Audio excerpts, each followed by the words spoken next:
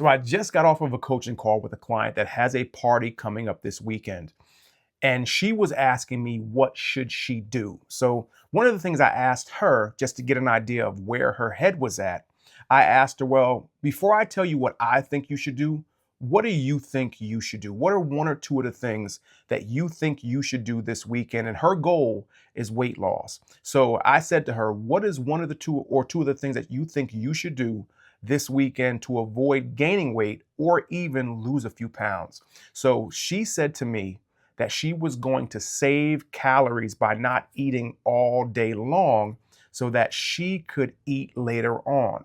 And that's what today's video is about, because I think there could be some good to that, but I want to talk more about the bad to that, because I think that philosophy, that mindset is more negative in terms of getting you the goal that you expect to get from it than it is positive.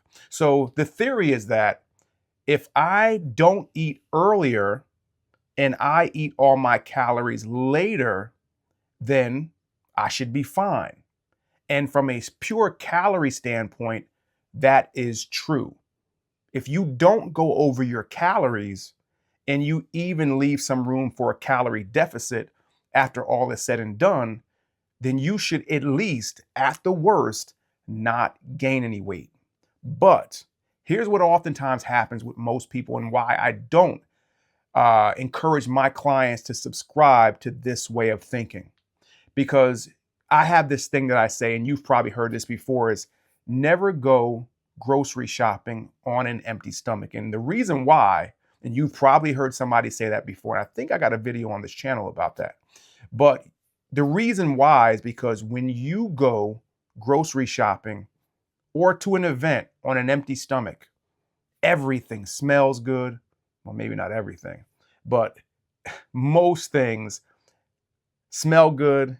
Everything, or again, maybe not everything, but most things that you enjoy at least taste good, and you're going to be more tempted, and your lack of self-control is going to be, for most people, at least limited when you're hungry.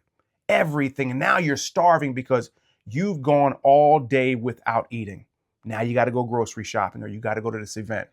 It's going to be far harder for you to control yourself when you go to that event, and you are more likely to eat more calories, specifically from the things that you deem things that are anti-weight loss.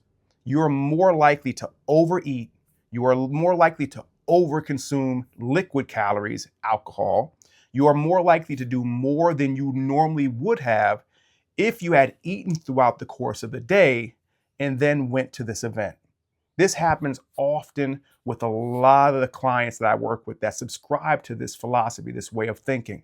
So what I always encourage my clients is never to think about saving calories, but to think about, make sure that you have a high protein meal prior to going. Drink a lot of water. And what oftentimes my clients find is that they eat less, their cravings are less, and even the things that they do eat that they think are anti-weight loss, they end up eating and drinking far less of them. They end up going to the event far more satisfied, and they walk away from the event far happier and far prouder of themselves for the decisions that they were able to make.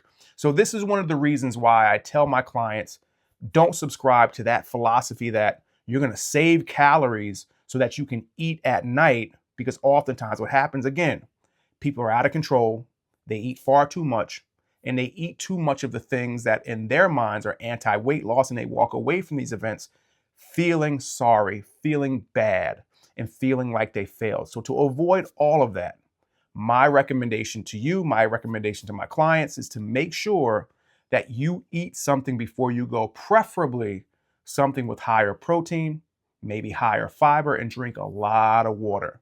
You're going to go to the event more satisfied. You're going to go to the event with less cravings, and you're going to go to the event with more self-control. And you're going to walk away from the event feeling proud and being happy about the fact that you limited the bad stuff, you stayed on track. And most likely what's going to happen is the next day when you weigh yourself, Your weight's going to be these maybe a little down, but at the least, it's going to be exactly where it was before the event. So that's my recommendation. Let me know down below in the comments what you think. And if you need help on your journey, click the first link below in the description, fill out the form, and the two of us will figure out what we need to do together to get you from where you're at to where you want to be.